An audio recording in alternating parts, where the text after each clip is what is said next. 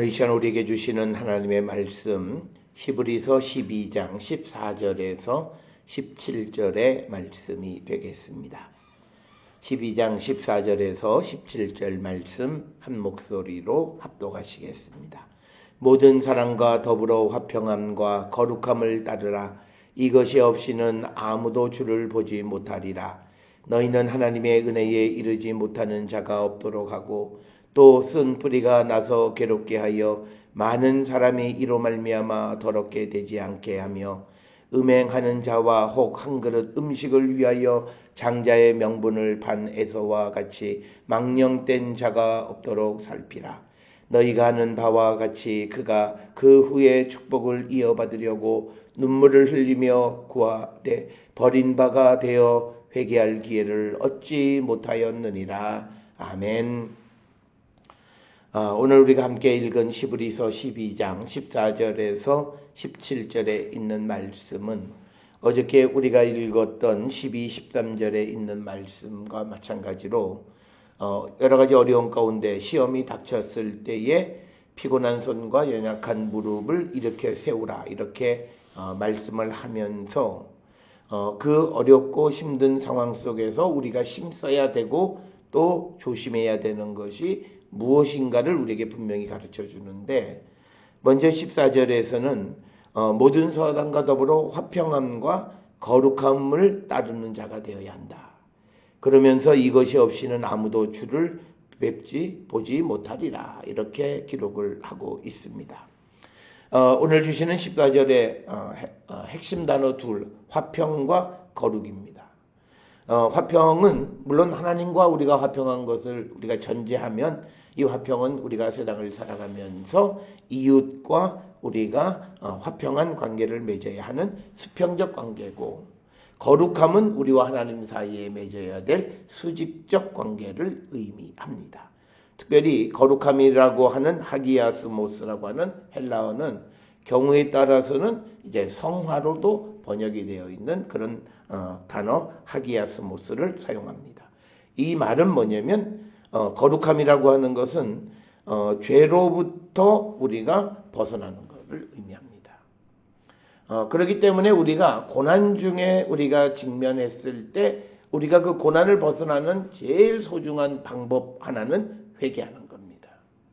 그래서 그가 말씀으로 자기를 돌아보고 자기가 하나님 앞에 무릎을 꿇을 수 있으면 그는 살아납니다.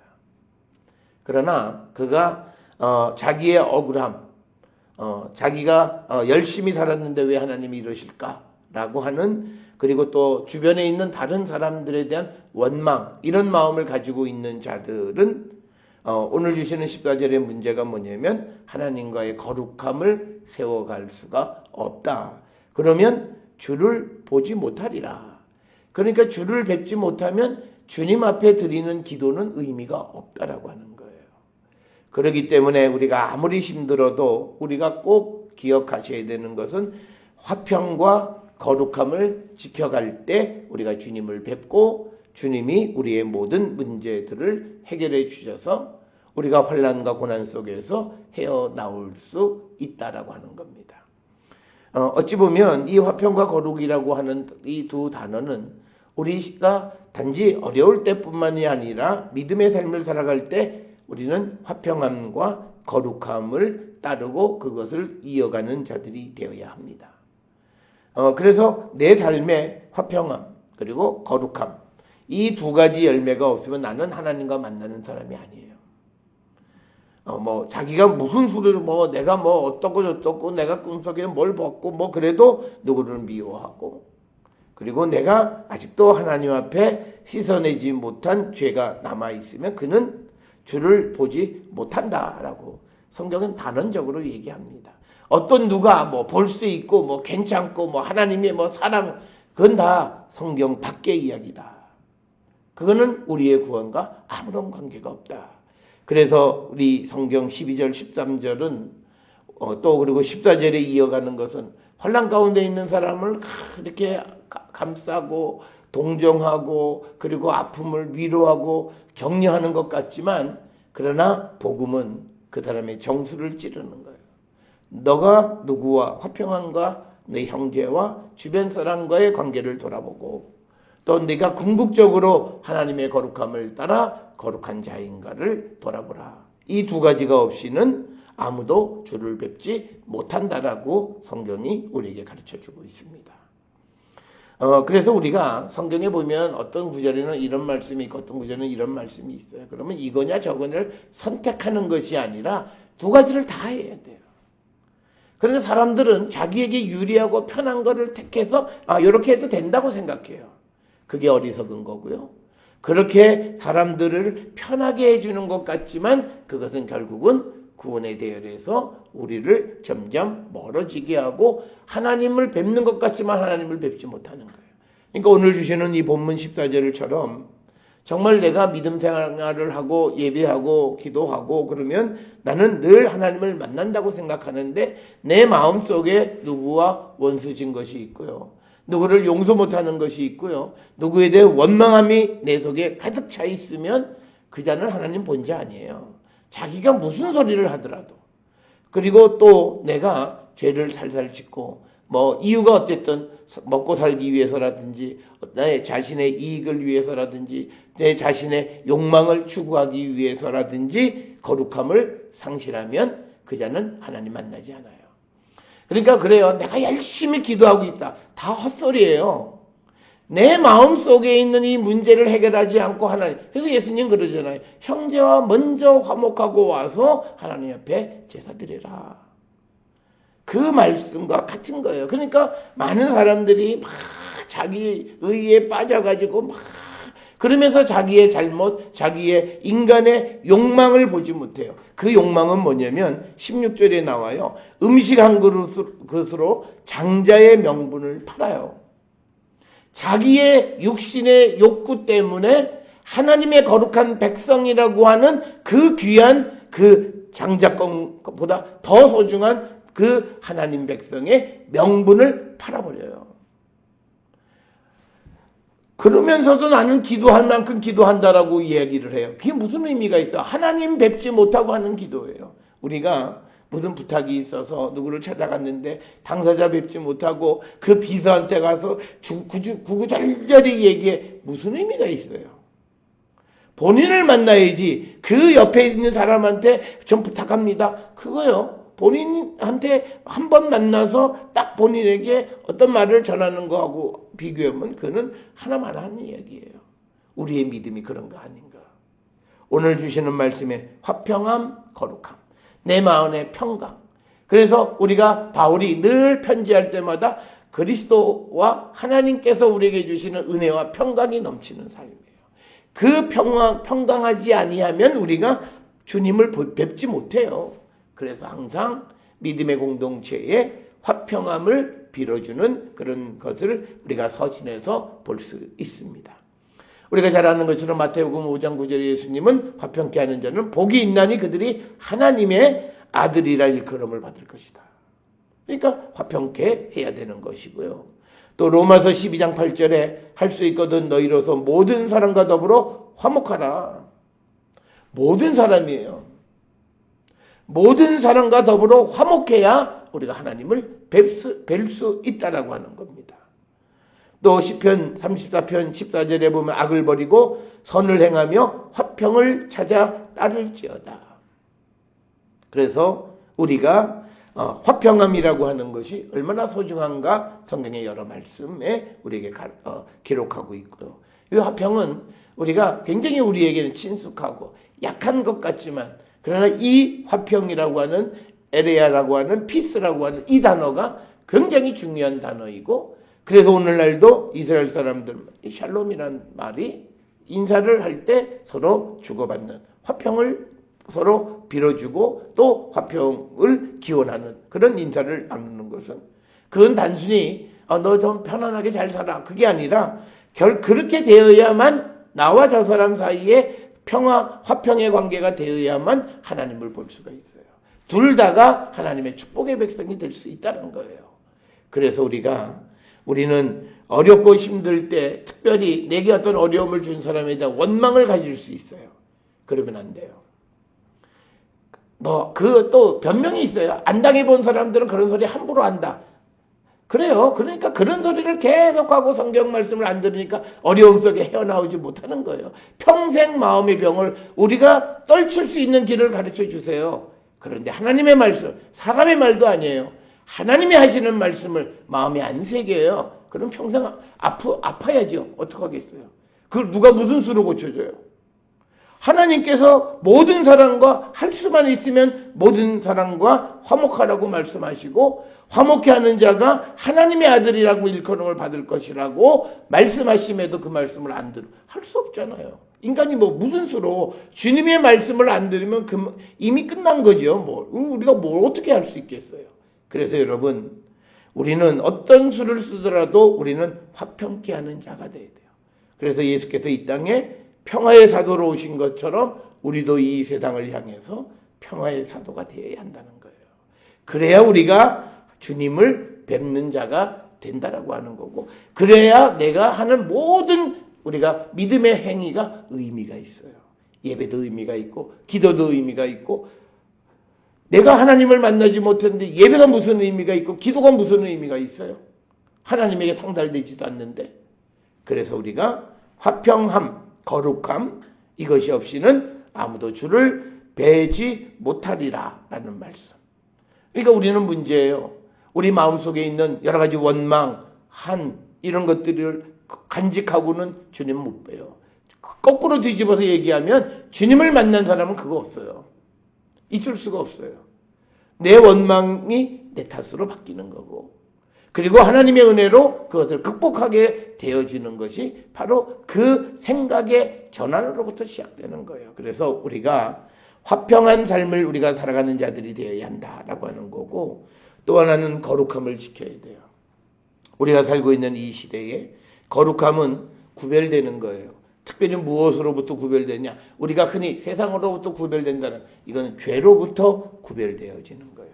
그래서 내가 하나님을 기쁘게 하는 자로 구별되는 거예요. 하나님의 일을 먼저 생각하는 사람으로 구별되는 거예요. 세상에 많은 사람은 100에 99명은 사람의 일을 해요. 그러나 나는 단 한 사람으로서 하나님의 일을 먼저 생각하는, 그게 거룩함이라는 거예요. 그게 구별되어진 거라는 거예요. 많은 사람은 그렇게 하지만 나는 그렇게 하지 않는 거예요. 왜? 하나님의 말씀에 그렇게 하지 말라고 되어 있기 때문에 안 하는 거예요. 그게 거룩함이고, 그게 우리가 죄로부터 벗어나는 것을 의미하는 겁니다. 그래야 우리가 주님을 뵐 수 있다라고 하는 거예요. 그래서 오늘 우리에게 주시는 이 화평함과 거룩함은요, 선택이 아니에요. 이건 당연히 우리가 해야 되는 거예요. 그러니까 내가 하나님 만나려면 이것부터 해야 돼요. 화평하고 하나님 앞에 우리의 죄로부터 죄를 털어내려고 하는 거예요. 그래서 디모데후서 2장 19절에 뭐예요? 주의 이름을 부르는 자마다 불의에서 떠날지어다. 거룩하라는 얘기예요. 그래야 주님의 이름을 부르는 그 부름이 의미가 있다라고 오늘 우리에게 말씀을 하고 있습니다.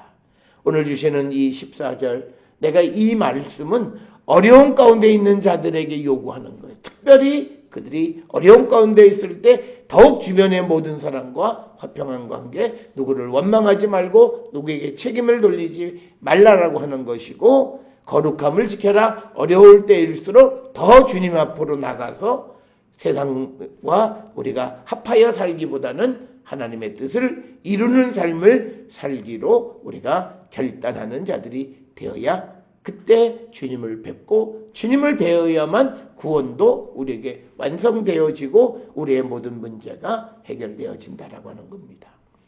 자, 그러면서 15절부터 17절까지는요, 우리가 그런 화평함과 거룩함을 따르는 삶을 살아가면서 조심해야 될 것들을 언급합니다.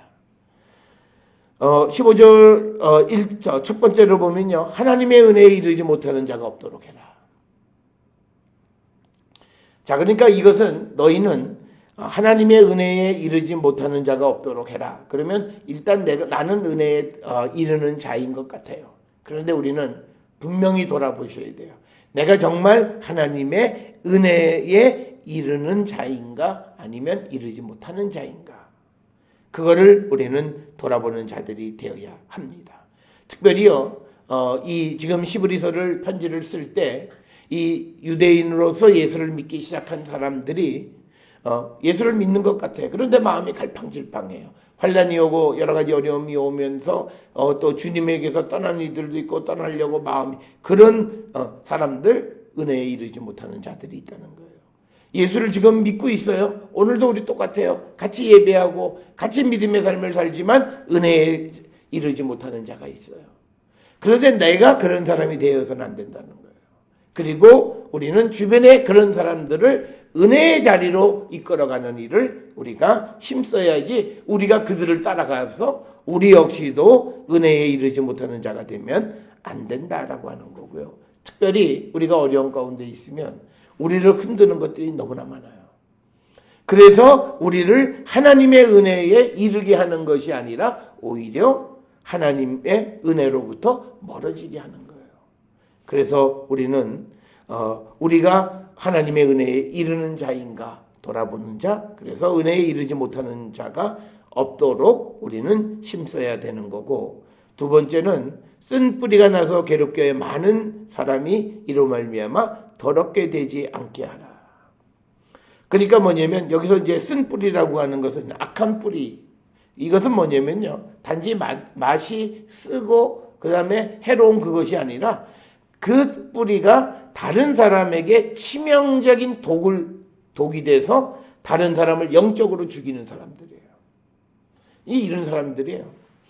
누가 열심히 하나님 말씀을 보고 또 열심히 기도하고 믿음의 삶을 살려고 발버둥 쳐요. 그런데 지나가면서 아유 그래 간다 되는 거 그거 아니야. 내가 해보니까 안 돼. 뭐 이런 사람들이에요. 그 자들은요 교회 안에 있는 쓴 뿌리나 똑같아요. 그래서 그들로 하여금 결국은 하나님의 은혜의 자리를 떠나게 해서 더럽게 되는 거예요. 그 다음에 더 구체적으로는요, 교회 내에서 뭐 장사를 하든지 자기 비즈니스를 함으로써 사람들을 끌어들여서 결국 사람을 어렵게 만드는 사람들이에요. 그러니까 이런 것들은 다 쓴 뿌리에 해당해서 결국은 다른 사람들의 영혼도 죽이는 거예요. 여기에서 히브리서 12장에서 쓴 뿌리라고 얘기했지만 이것이 포괄적으로 우리가 나타나는 모든 악한 것이긴 하지만 히브리서 12장 25절에서는요 배교예요. 어떤 이들이 와서 예수 믿는 사람들을 자꾸 유혹하는 거예요. 그러니까 오늘날 우리로 얘기하면요 우리가 사이비 이단들이에요. 그래서 우리로 하여금 우리가 더럽게 되어지고 우리가 영적으로 우리가 분별력을 잃어버리게 되고 그래서 결국은 그 사람의 삶을 고통스럽게 만들어가는 것. 그런 자들이 없도록 하라라고 하는 거고요. 그 다음에 16절에서는 음행한 자, 또 한 그릇 음식을 위하여 장자의 명분을 판 에서와 같이 망령된 자가 없도록 살피라. 그러니까 오늘 주시는 이 본문에서 망령된 자가 누구냐? 우리가 대부분 망령된 자 그러면 나는 아니라고 생각해요. 그런데 한 그릇 음식을 위해서 장자의 명분을 판 거예요. 내가 하나님의 백성이라고 하는 그 천국 시민권을 내 육신의 어떤 유욕 때문에 팔아버리는 거예요. 그러니까 오늘날 우리가 예수를 믿는 사람으로서 하나님의 백성으로서 온전한 삶을 살지 못하는 자는 다 에서와 같은 거예요. 그게 망령된 자라는 거예요. 내가 하나님의 백성이라고 하는 것을 소중히 여기지 못하고 살아가는 거예요.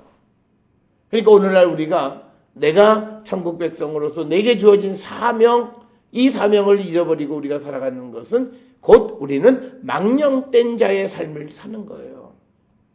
그래서 내가 누구인가? 하나님이 이 에서에게 주신 것이 뭐냐면 장자예요. 그래서 자기가 팔아버렸어요. 우리에게 하나님이 주신 것이 천국 백성이에요. 그런데 우리가 이걸 팔아버려요. 뭐 때문에? 그 배고픔, 육신의 욕망 때문에 우리가 천국 백성의 그 명분을 팔아버려요. 오늘날 교회들이 자기의 어떤 그 욕심 때문에 이 세상을 구원하는 구원의 방주라고 하는 그 위대한 명분을 다 잃어버렸어요. 팔아버렸어요. 자기 명예 때문에. 그래서 자기가 원하는 것을 갖기 위해서 이 명분을 소중히 여기지 않는 거예요. 그런 자들이 망령된 자들이에요. 그러면 우리가 구체적으로 누구라고 얘기하지 않아도 이 망령된 자들이 교회 내에 그리고 세상에 널리 알려진 사람들 가운데서도 망령된 자들이 어마어마하게 많이 있다는 걸 우리가 볼 수 있어요. 요즘 언론에 보면 이 기독교는 완전히 하나의 타켓이 돼버렸어요. 그래서 타켓이 돼가지고 그냥 자기의 이익만을 위해서 추구하는 삶을 살았던 거예요. 망령된 삶을 살았던 거예요. 그게 드러나는 거예요. 그래서 우리가 그런 현실을 보면서 나 역시 그렇지 않은가. 단지 나는 규모가 작고 나는 그냥 드러나지 않는 작은 일이고 그 사람은 액수가 크고 규모가 커서 드러난 문제이고 이것의 차이뿐은 아닌가. 만약 우리가 그렇다면 우리는 회개에 합당한 열매를 맺어야 돼요. 그렇지 않으면 우리가 거룩함 없는 자, 하나님을 보지 못하는 자예요. 여러분, 우리가 세상을 살아가면서 우리가 작금에 일어나는 모든 그런 교회와 관계되어지고 한국 기독교와 관계되어지는 모든 것들을 보면 우리가 늘 그러잖아. 야, 저 사람이 어떻게 예수를 만나서 저럴까? 그러잖아. 그 대답이 여기 나와요. 그들은 주님을 보지 못한 자들이에요. 그러니까 자기 욕심이 앞서고 자기 욕망이 앞서는 거예요. 성경은 우리에게 분명히 얘기합니다. 오늘 우리 주시는 본문의 16절에 음행이라고 하는 것은 뭐냐면 인간의 육의 욕심을 상징적으로 얘기하는 것이 음욕이에요. 그 욕심 때문에 그리고 그 배고픔, 육신의 욕망 때문에 장자의 명분을 팔아버리는 거예요. 내가 하나님의 백성이라고 빛의 계나라고 하는 이 영광스러운 이 명분을 팔아버리는 거예요. 그런데 얼마나 우리가 어리숙하냐면요. 돈도 못 받고 팔아요. 내가 팔면 돈을 받아야 되잖아요. 마치 얻는 것 같지만 결국은 얻지도 못해요. 그래서 여러분, 우리가 우리의 삶이 정말 육신의 욕망에 의해서 살아가고 있지는 않나. 우리가 돌아보는 자들이 되어야 하고요. 오늘 우리에게 주시는 음행, 망령된 자 이 두 가지는요. 불경한 삶을 대표로 나타내는 표현이에요. 그래서 이 망령된 자는요. 내 육신의 요구를 충족하는 삶이에요. 그게 망령된 자예요. 그러면 우리는 하나님을 뵙지 못해요. 이걸 내려놔야 하나님을 뵐 수 있다는 거예요. 왜? 하나님이 연약한 자, 어렵고 힘든 삶을 살아가는 자들에게 그들의 도움이 되시고 그들의 부모가 되시고 그들을 도와주세요. 그런데 우리가 세상에서 다 가진 자예요. 어떤 방법과 수단과 방법을 가지고 다 가졌어요. 그러면 주님이 우리에게 임하실 자리가 없어요. 우리의 욕망으로 그걸 다 채워버렸어요. 그래서 우리가 주님의 은혜가 들어올 빈자리가 있어요. 그래서 우리에게 비우라 말씀하세요. 비울 때 하나님의 은혜로 우리를 채워주시는 거예요. 그래서 우리가 정말 하나님의 은혜에 이르게 되어지는 자가 되어야 한다라고 하는 겁니다. 17절에 보면 너희가 아는 바와 같이 이것은 에서의 이야기예요. 그가 후에 축복을 이어받으려고 눈물을 흘리며 구하되 버림받아 회개할 기회를 얻지 못했다라고 하는 거죠. 그가 아버지한테 얘기해요. 혹시 내게 주실 축복이 남아있습니까? 남아있는 게 없는 거예요. 오늘 여기에서 주시는 말씀에 17절에 에서가 눈물을 흘리기는 했어요. 그렇지만 이것은요. 그가 결과를 보고 눈물을 흘린 거예요. 아, 정말 내가 이 장자의 명분을 소중하게 여기지 못했구나. 그걸 회개한 게 아니라 내게 축복이 안 오네? 내게 아무것도 받을 게 없네? 이걸 슬퍼한 거예요. 그러니까 그는 결코 회개한 게 아니에요. 회개할 기회를 얻지 못했다는 거예요. 울기는 울었어요. 왜? 나한테 올 복이 안 와? 동생이 다 가져갔네? 이거예요. 오늘날 우리가 하나님 앞에 회개하는 것도 그런 종류의 회개가 되면 안 돼요. 내게 무엇이 오지 않으니까 그것 때문에 회개하는 자가 되면 안 돼. 근본적으로 내가 하나님을 뵐 수 있는 거룩함과 화평함이 내 안에 있는가? 그리고 내가 하나님 백성의 그 명분을 팔아버리는 음행과 그 다음에 인간의 어떤 욕망을 추구하려고 하는 망령된 삶을 살고 있지는 않나. 그걸 근본적으로 우리가 회개해야 한다라고 하는 겁니다. 사랑하는 성도 여러분, 우리의 믿음을 위협하는 것들이 많이 있습니다.